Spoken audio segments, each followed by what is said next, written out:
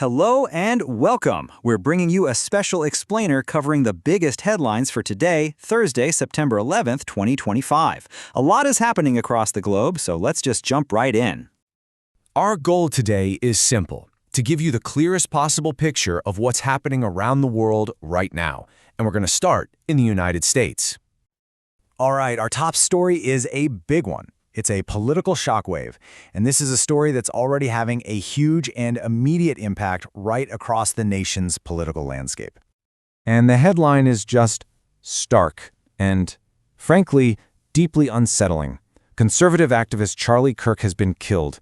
This is an act of political violence that is sending, absolute tremors through the country, especially as election campaigns are really starting to heat up. So let's just break down what we know so far, because this is very much an unfolding story. The incident happened during a university appearance out in Utah. That's where Kirk was fatally shot. We can confirm that authorities have a suspect in custody, and we've also had a response from the White House. President Trump has ordered all U.S. flags to be lowered to half-mast, a clear signal of just how significant this event is being treated. Okay, now we're going to pivot from that domestic crisis and turn our attention to the international stage. Think of it like a global chessboard, because right now, tensions are on the rise in several key places all at once, creating a really complex picture today. 100%. Just let that number sink in. That single, pretty jarring number is right at the heart of our next story. It represents a very high-stakes demand coming out of the White House. So what's this all about? Well, a tariff storm is brewing. President Trump is pushing, and I mean really pushing, the European Union to slap a massive 100% tariff on goods coming from both India and China. But here's the twist. The stated goal here reveals the real strategy. See, this isn't just about trade. The administration is trying to use this economic muscle to put pressure on Russia. It's a bold move, and analysts are already warning that this could easily spark a global economic clash.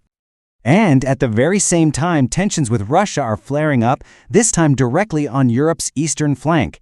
And you guys, this next headline is incredibly serious. We're talking about a breach of a NATO border.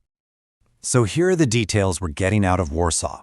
The Polish government has confirmed that its forces shot down multiple drones. And here's the key part. These drones crossed from Russian territory into Polish airspace. Now you have to understand, any incursion into the airspace of a NATO member is a major escalation. So it's no surprise that this has sparked some really serious concern throughout the entire alliance. Meanwhile, in the Middle East, another long-running conflict is also seeing tensions escalate today. We're getting reports that Israeli operations are intensifying in Gaza, and this is happening as evacuation orders for civilians in the area continue. Okay, after a run of some incredibly heavy headlines, we're going to make a pretty big shift here. Let's step away from all the conflict here on Earth for a moment and turn towards, well, a moment of pure scientific discovery, happening millions and millions of miles away on the Red Planet. So, is there a sign of life on Mars? I mean, what a question, right? This is the question on the minds of scientists over at NASA this morning. It's a question humanity has been asking for, well, forever. And now, some brand new data from the Perseverance rover is offering a really tantalizing new clue. So what did they find? Let's look at the evidence. The Perseverance rover has discovered some really unique rock samples, and the location is key here. It's in a dried-up river channel, a place where we know water once flowed. Now, the early analysis is suggesting these samples might, just might, contain signs of ancient microbial life. Now, let's be super clear. This is not a confirmation of life on Mars, but it is, without a doubt, one of the most promising signs we've ever found in that long search. All right, so how do you even begin to process a day like today? We've got these incredibly different headlines, from political violence right here at home to a potential cosmic discovery. Let's try to zoom out and put the day in perspective. When you really step back and look at the whole picture, three big themes kind of jump out from today's headlines. First, there's this deep and honestly dangerous political division, tragically highlighted by the assassination in the US. Then you've got this theme of global instability that just won't go away. You see it in the tariff threats, you see it in the NATO border breach.